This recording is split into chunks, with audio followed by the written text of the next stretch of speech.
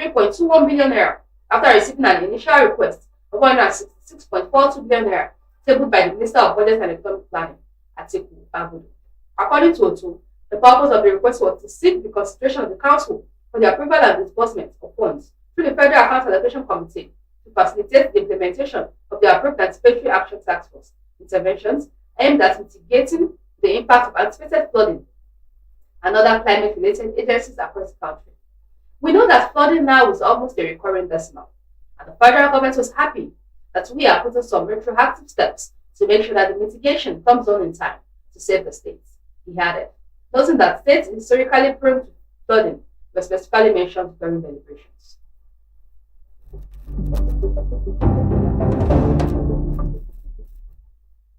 NDC, the Swans candidate list circulating on social media. The Nigeria Democratic Congress has distanced itself from a list of proposed candidates for election in Imo, Abia, and Anambra states currently circulating on social media, describing it as fake and unauthorized. In a statement issued on Friday by its National Secretary, Ikenna Enekwezu, the party urged members of the general public to disregard the list, insisting that they did not originate from the party's national headquarters. The NDC stated that it has already submitted the authentic list of candidates who would fly the party's flag in the affected states to the Independent National Electoral Commission through the channels prescribed by the Electoral Act. The general public, especially members of the NDC in Imo, Abia, Anambra, and other affected states, are hereby urged to disregard the list of candidates widely circulating on social media as the authentic list of our party's candidates for the aforementioned states. The said list is fake and did not emanate from the party's headquarters, the statement partly read.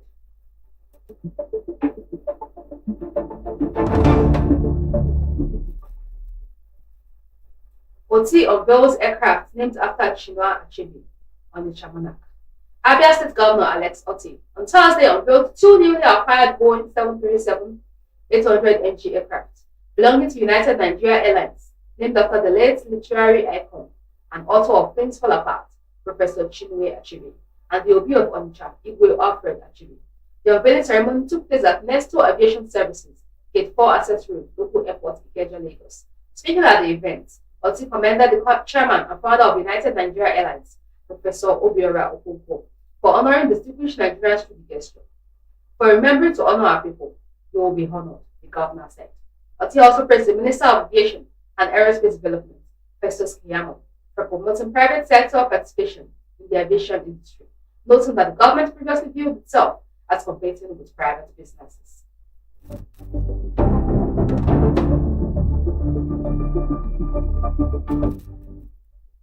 EFCC probes prefect over alleged 70.39 million naira fraud. The Economic and Financial Crimes Commission has commenced an investigation into a self-acclaimed prefect, Godwin Sunday Ajunu Chukwu, popularly known as Prefect Sunday Kuboko, over allegations that he defrauded members of his ministry of 70.39 million naira. The anti-graft agency disclosed this in a statement posted on its official X handle on Wednesday. According to the EFCC, operatives of Enugu's Zonal Directorate are investigating allegations that the suspects obtained money from church members through various schemes and promises of spiritual intervention and investment opportunities. One of the petitioners, identified as Uke Uwako, alleged that Ajulu Chukwu Cheye collected 6.23 million naira from him for spiritual works aimed at persuading his brother, who had lived abroad since 1997, to return to Nigeria. The petitioner further alleged that the suspect received 3.25 million naira to perform spiritual works to help his childless sister-in-law, conceived after 15 years without a child. The EFCC said Uwakwe also claims that the cleric announced to members of his ministry that he had won 33 billion naira in the lottery and encouraged them to contribute financially with assurances that they would receive dividends from the purported winnings. According to the commission, the petitioner contributed an additional 3.35 million to the scheme and another 500,000 naira towards the rice processing business the suspect that claimed was worth 1 billion naira. The EFCC said the petitioner claims to have paid a total of 13.33 million naira to the suspect without receiving any benefits. The commission added that during investigation, several other members of the ministry came forward with similar allegations.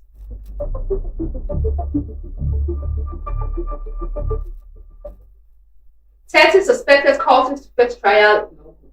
No fewer than 20 suspected cultists arrested during a police raid on an alleged initiation procession in Isararemo, Ogun State, will be charged in court after investigations, the Ogun State Police Command has said. The State Police Public Relations Officer Oluseyi Babasheyi disclosed this in a statement on Thursday.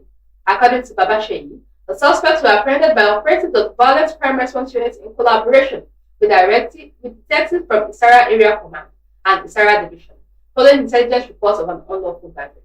He noted that the suspects converged at an uncompleted building in Isara Remo for activities linked to cult initiation, including meetings, chanting, and consumptions of alcohol or drink. Babasheyi added that the operation was carried out at about 4 p.m. on June 16, after police received credible intelligence about the gathering.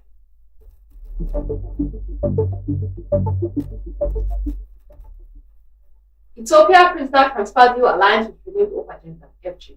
The federal government has said the transfer of sentenced persons agreement with Ethiopia, aimed at repatriating incarcerated Nigerians, is in line with the citizen diplomacy framework of President Bola Tinubu's renewed hope agenda.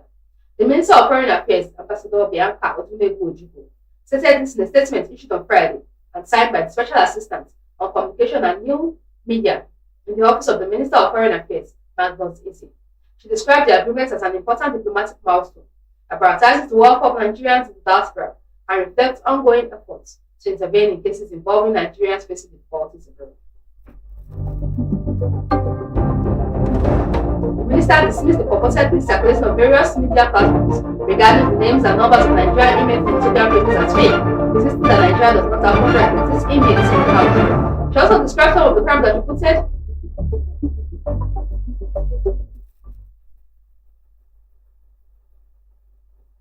sports. Iran to lodge complaints with FIFA over World Cup restrictions.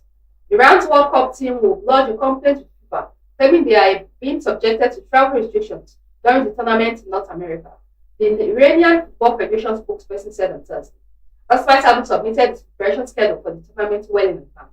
Iran's national football team has once again encountered restrictions imposed by the organizers, affecting the implementation of its technical staff plans, the spokesman said. Iran wanted to fly from their base camp to Tijuana, Mexico, to the United States 2 days before their next match against Belgium in Los Angeles on Sunday, but the Iranian Federation claims its request was turned down.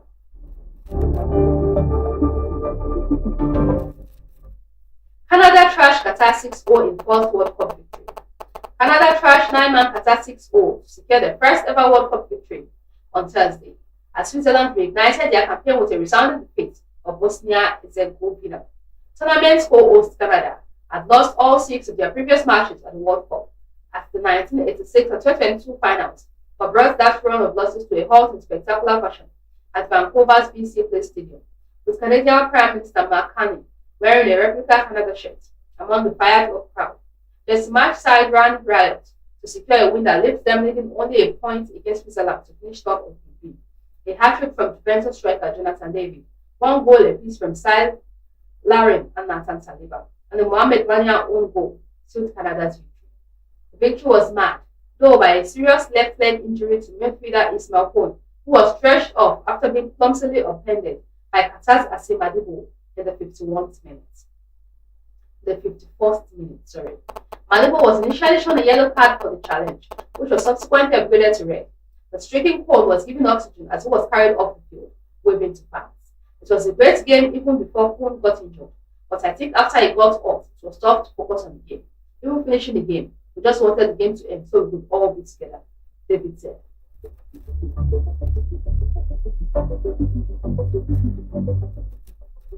Entertainment. Thames performs at Obama Presidential Center, opens up on nervousness. Nigeria Grammy-winning singer Ololade, popularly known as Thames, performed at the opening ceremony of the Obama Presidential Center in Chicago on Wednesday, joining a lineup of global music stars at a high-profile dedication event marked by music, actors, and celebratory scenes. According to CBS News on Thursday, the ceremony was held at John Lewis Plaza on the 19-acre campus and formally dedicated